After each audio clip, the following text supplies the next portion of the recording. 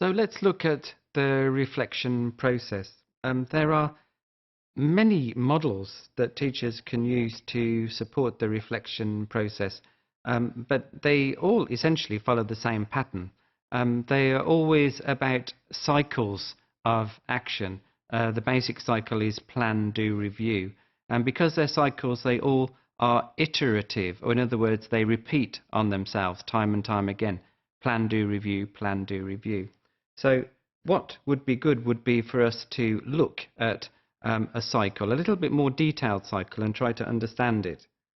In this cycle, we can see that it is iterative, and really the starting point can be anywhere. The planning phase before teaching takes place. This is where the teacher is preparing, thinking about the content, and reflecting before teaching actually happens. And this can lead into the acting phase, the doing part, or in other words, the actual teaching in the classroom.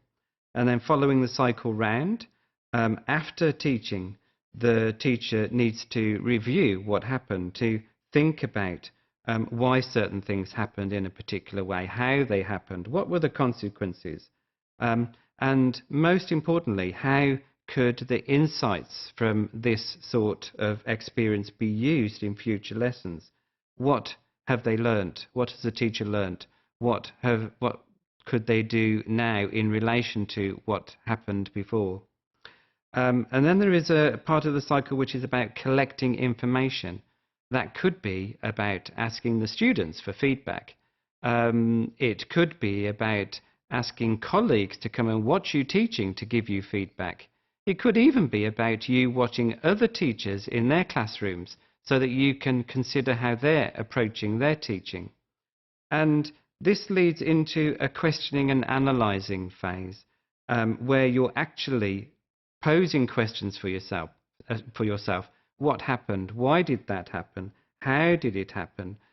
Who was left out in the class? Who succeeded most of all in the class?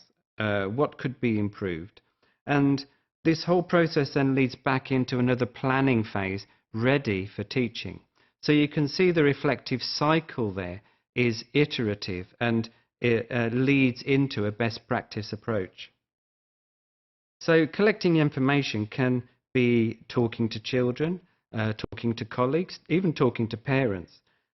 It can be about observing class students in the class. It could be observing other teachers. It can be having teachers observing you and giving their feedback.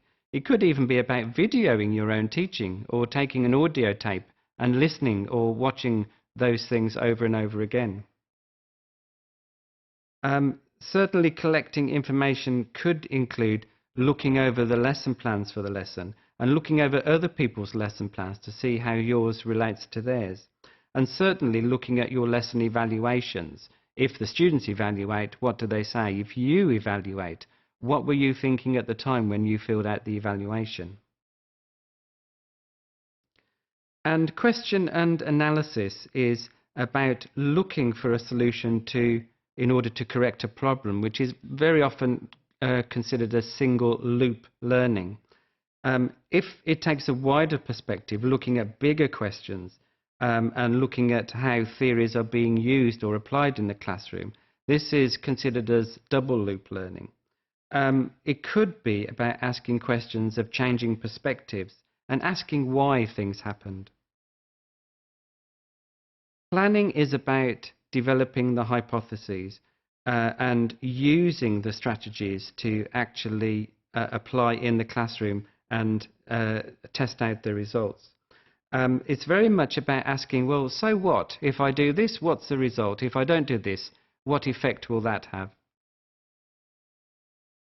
Acting and doing in the classroom is testing your assumptions. Do they work? Don't they work? Things can go wrong, and failure is not a failure. Failure is a learning opportunity. And it is an opportunity for the teacher to say, okay, now what? Now what is next? Now what can I do?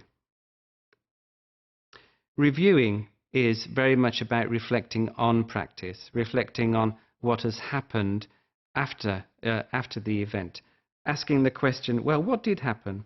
And Van Manen poses this in terms of hierarchical levels. The first level he talks about is technical reflection.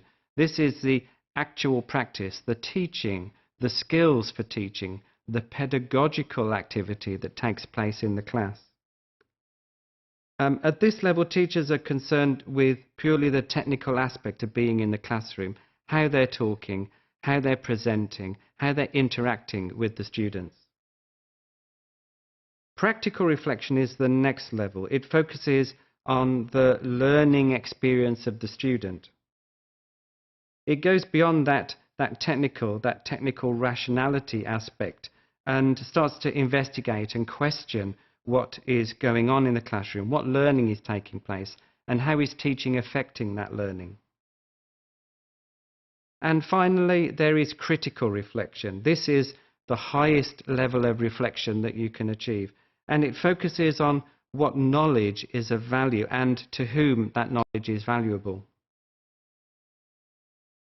At this level, teachers are not simply concerned about the goals and the activities and the assumptions that underlie those goals and activities, but the larger context of teaching and learning, the bigger picture of education. And it is very much connected with the teacher's beliefs, values and assumptions, the ethical and the moral issues associated with teaching children in schools.